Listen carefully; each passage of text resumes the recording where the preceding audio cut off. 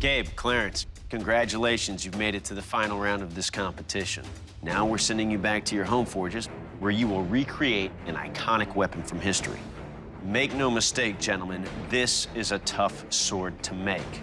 The last time this was issued as a final challenge, one of our competitors did not meet the parameters. That weapon is the Viking Sword. From the 8th to 11th century, the Vikings were the scourge of the northern European coast. One of their most effective tools for raiding and pillaging was a Viking sword, a straight-edged iron sword with a rounded tip and double edge. The Viking sword was built to break through an opponent's defenses using big slashing blows. Since the blade was heavy and usually swung with one hand, a large pommel and hilt were used to balance the weight of the blade. Viking swords were often highly prized by their owners and given names such as Battlesnake and Dog of the Helmet. One was featured in the 2007 epic film Beowulf. This is your redemption. This could be your last chance to show the world what you're truly capable of. Good luck, bladesmiths. We'll see you in 5 days. Best of luck to you. Best of luck, man. It's day one at my home forge. I suppose it gives me advantages. I've never made a Viking sword before, but I'm feeling confident. It's a coal forge. I made it years ago. This is gonna be something. By the end of the day, I'd like to have the sword at least partially forged. My point established, the bevels forged into place. If I'm halfway down the sword blade and I can finish forging tomorrow, that would be ideal.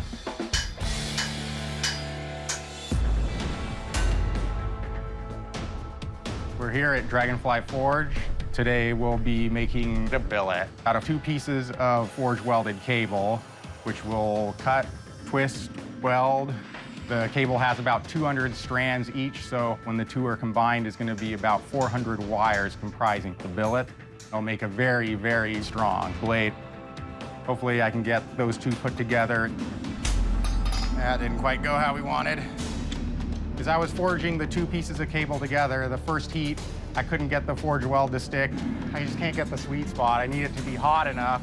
It's not getting a full combustion. That's why it's like so much gas that it can't all burn. The next one I got a little hotter and she stuck. The welds look great. Today, I just want to draw out this bar. I rethought some of the things from yesterday, and I think I was a little rushed. Today, I'm going to take my time, make sure I draw out that bar and get the metal kind of slimmed down, thinner, longer, and that way it'll also be easier to heat.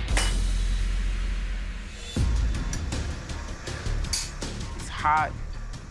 I'm tired. Not used to being tired from forging. A little bit worried about running out of time. So it's hard to work when you don't have the energy. I'm really worn out. I hope I can get through this. It's now the start of day 3. Really looking pretty darn good at this stage. The quench is really the make or break point of the blade. It's about ready for the moment of truth. I cannot afford a failure.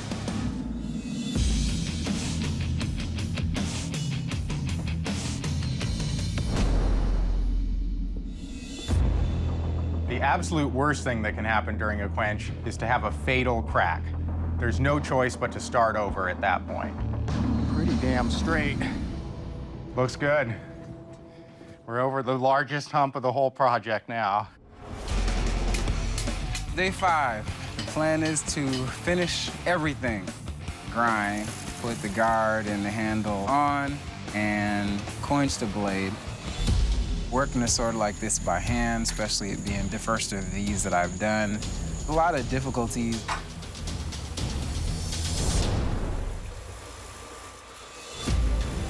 The quench went all right. We've got quite a bit of bend in here. And I, of course, don't want to snap it. This is really frightening. Got a lot of it out. Ready to finish. Initially, I had a different type of pommel setup that I wanted to do. I'm not gonna have time, so I have to improvise. Well, we made it work. Feels good.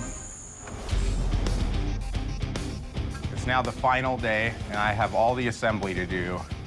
Although there's still a lot to do today, I'm confident I can pull it off. The handle is a two-piece hardwood core over the tang, and that's going to be wrapped in leather. It's a very simple and utilitarian handle design. Okay, I think that did the trick. We only have a few hours left, so I'm engraving the Roman numerals 13 on here. 13 is a lucky number in my family. Wouldn't hurt to have a little extra luck. It's time to pack this thing up. Gentlemen, to test the sharpness of your blade, I'll be cutting into our cargo net here. Now, Gabe, you're up first. Are you ready for this? Definitely. All right.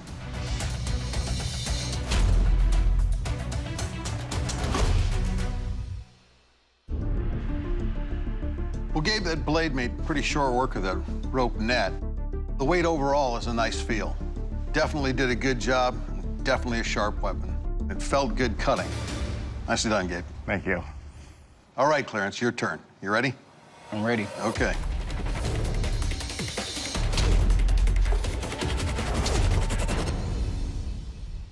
All right, so Clarence, a couple of things I really like about this blade. The weight is very nice and the balance is very well done. This big lip in the handle, though, is really not very comfortable on the hand. But your blade did well, cut nicely. Well done. Bladesmiths, the Viking sword, wielded by the hands of the feared Viking warriors, forged for one purpose: kill the enemy. To see how lethal your weapons are, I will take your Viking sword and deliver killing blows on this ballistics dummy. Let's see what kind of damage your weapon can do.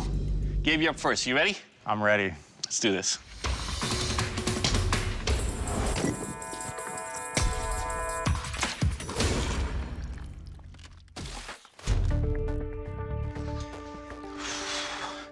Okay, Gabe, the handle is comfortable with the wrapping that you did there. It feels good. As you can see, it lacerated the chest. The chest cavity here even took out some bones of the ribs. It is sharp on both edges and penetrated easily on this ballistics dummy. And most importantly, it will kill. Good job. Thank you. Clarence, you're up next. Are you ready? I'm ready.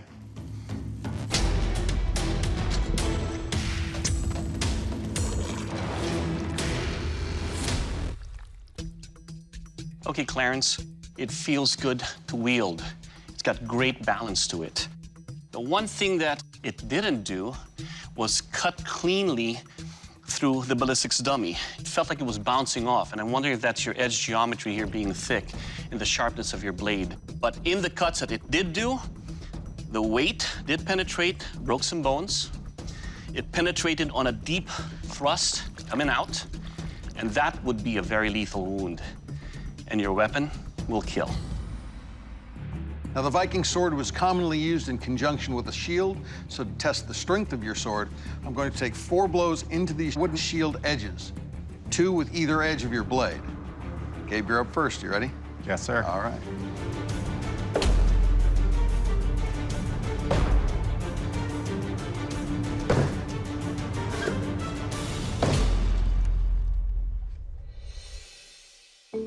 All right, so Gabe, still in the same shape it was in. It's good, it's kept its straightness.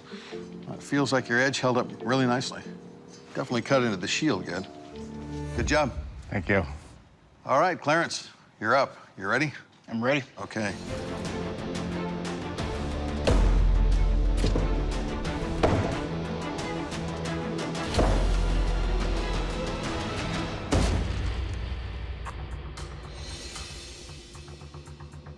Well, Clarence, your edge held up nicely.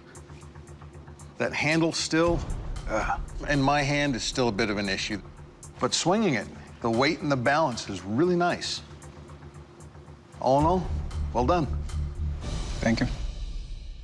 Gabe, Clarence, your road to redemption was a gauntlet.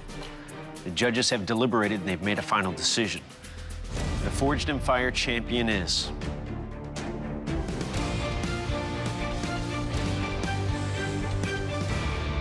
Gabe, congratulations. Clarence, please surrender your weapon. The first time I competed, I wound up out in round 1. This time I've made it through to the finale, so I may not be a Forged in Fire champion, but I have proven to myself that I can go much further than I thought, so there'll be definitely lots more to look forward to. Gabe, congratulations. You are the Forged in Fire champion and will be receiving that check for 10 grand. That's not redemption. I don't know what is, brother. Feels so sweet after all that. I love the dimensions of that blade. It's a great cutter. When I was going through that rope, it just went right through. You definitely know how to put an edge on something. I feel like I've completely redeemed myself. Feels incredible. Like, I never thought that the title Forged in Fire champion would mean as much as it does to me right now.